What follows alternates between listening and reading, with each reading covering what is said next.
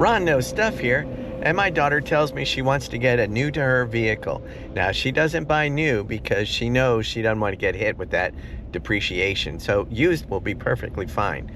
The first step you have to do when looking for a used car is determine what your budget is, because you want to stick within your budget. Don't be distracted by shiny, pretty things that cost too much and you just can't afford it. So determine your budget first, and then your first outing is just to find what you like. There's a variety of different vehicles out there, and knowing which ones you like will shorten your list of ones to go buy. So today, we're just going to look and see what she likes, and we'll also then research those models and determine if they have a good safety rating, if they have a good repair record, or what the common issues are. Once we've done that, we'll continue to narrow the search until we find the exact vehicle that meets her needs, and then, and only then, will we start looking at price with the dealerships. So stick around, this is going to be a fun one. On the way to the dealerships, we happen to notice this overflow lot, which kind of tells us and indicates what the market's doing, is that there's quite an abundance of new vehicles, but not so much on used vehicles. So we're going to keep that in mind when we're looking around. But we have our list of ones that she thinks she likes. Let's go check them out. The first one, this is a Toyota. Now, if you don't have Toyotas in your list, you should, because there's nothing better than a used Toyota. Maybe a Mazda, but this one is the RAV4, and it's nice. She liked the look of it and the space of it, because she does need space, and she does keep her vehicles for quite some time, so she'll wear them out.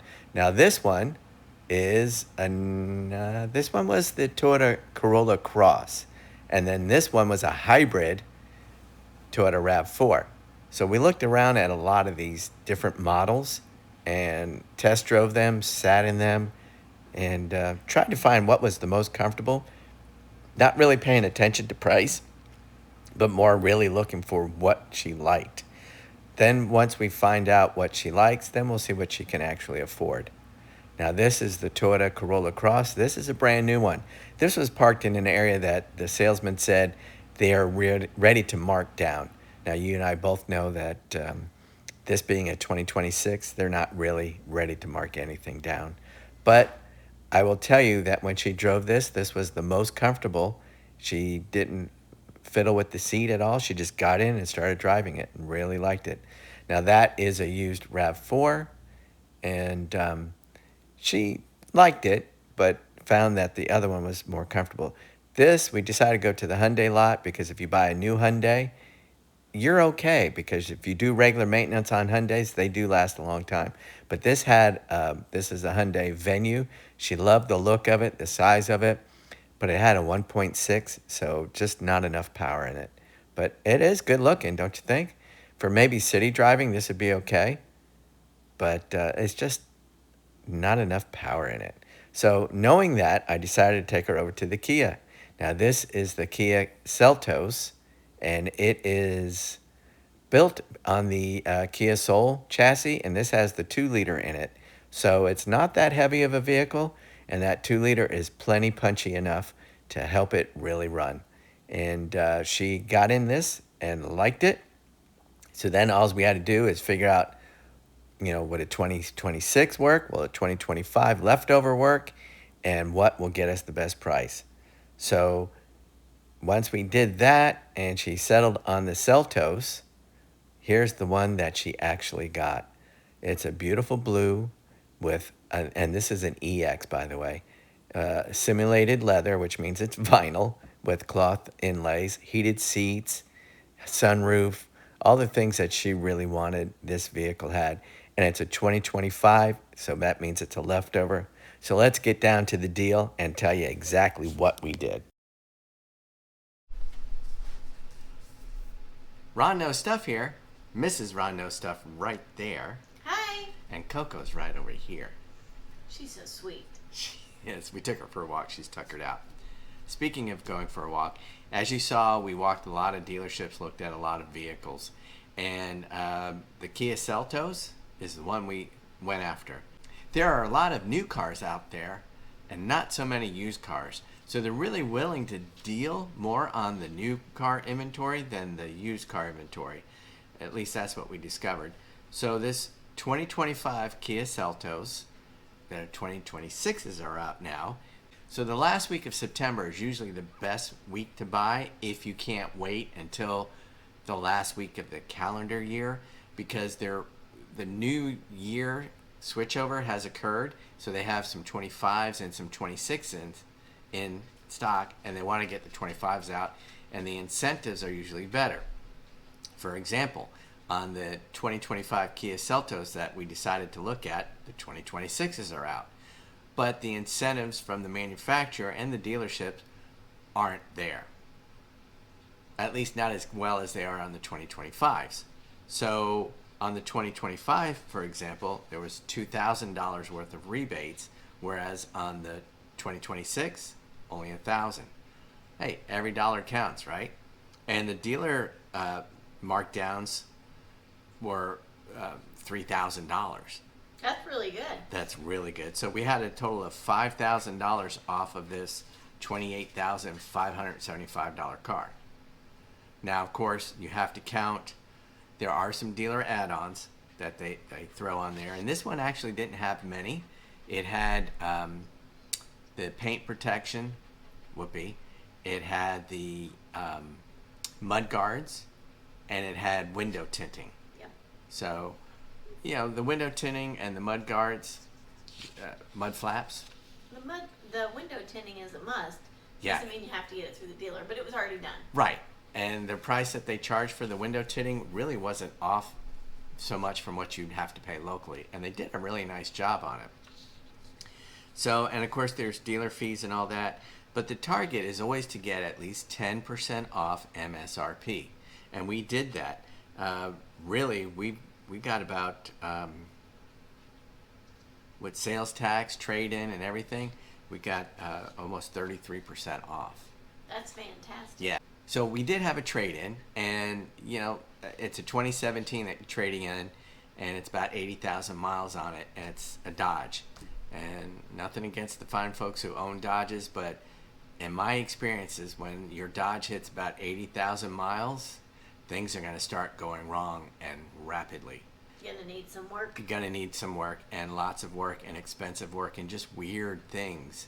Sensors are going to go. That's been our experience. That's been our experience, and I'm sure that if you want to leave your comments about what experience you've had with the Dodge or Ram, the Stellantis products, go right ahead and leave those in the comments. Because every time you do, we get kibble for Coco, and she loves her kibble. So there was maybe about $8,000 of equity, roughly, in that vehicle.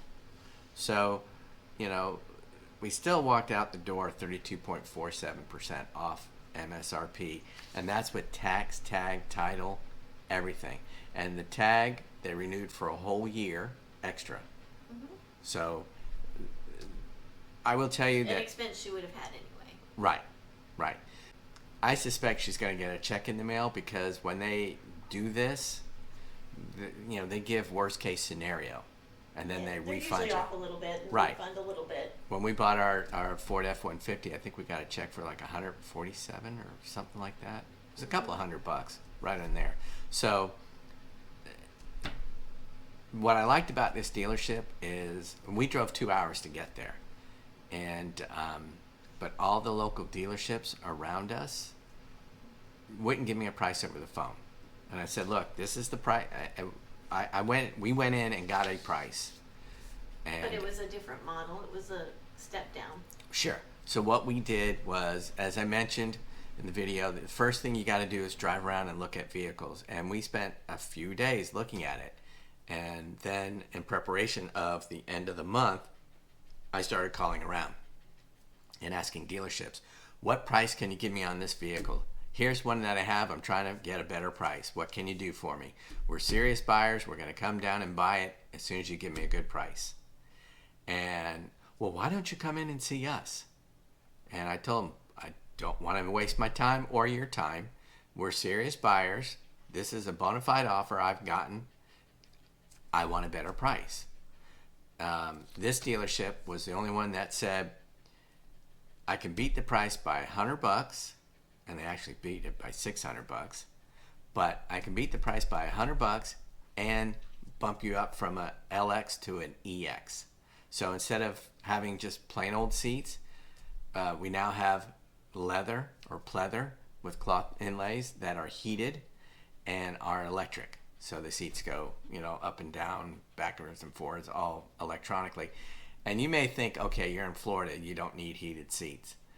There's nothing like a heated seat to help your back loosen up after a long ride. Just crank the AC way down. And, for the rare occasion we have a few days of winter, comes in real handy. It does. Or road trips. Yes. They're perfect for road trips. Yeah, we use ours all the time.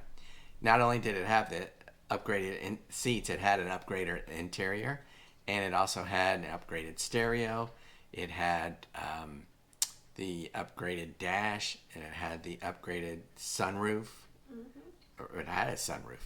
So yeah, exactly. So for basically $600 less than we could find anywhere else, we got a better model, brand new, out the door. And she loves it. And she loves it. So it's a great price. So what do we want you to take away from all this? Quite simply this. Take your time. Do your research. Find out what model vehicle you like. Then look at the research. Then research the model history. Does it have frequent repairs? Is it good transportation? Will it meet your needs? Go test drive it. Not just a short test drive, but a long test drive. See if the seats are comfortable. See what the mileage is like. See if the gas tank's big enough for you. Do your research. And then, and only then, once you've figured out what model or models you like, start visiting dealerships with the intent to buy, no longer test drive. And don't be afraid to walk. We were going to buy a vehicle, and we went to lunch to talk about it and figure out a negotiation because they just really weren't working with us. We were gone an hour and a half tops. They sold the vehicle in that time. We actually saw the lady, doing the paperwork. So we weren't afraid. We knew there'd be other deals out there, and sure enough, we got a better deal on a different model. So remember to wait for the end of the month, because that's when the dealer incentives are the best. They may be more willing to lose money or break even at the end of the month because there's manufacturer holdbacks that they'll get for meeting a sales target. There's just all sorts of incentives for them to sell a certain amount of units every month. And at the beginning of the month, they got 30 days to do it. So keep those things in mind. Again, the best time is the last week of September, preferably the last 2 days, and the last week of the calendar year. So remember, Ron knows stuff, Mrs. Ron knows stuff, and now you know stuff too. Thanks for watching. Bye for now. Bye. Bye-bye.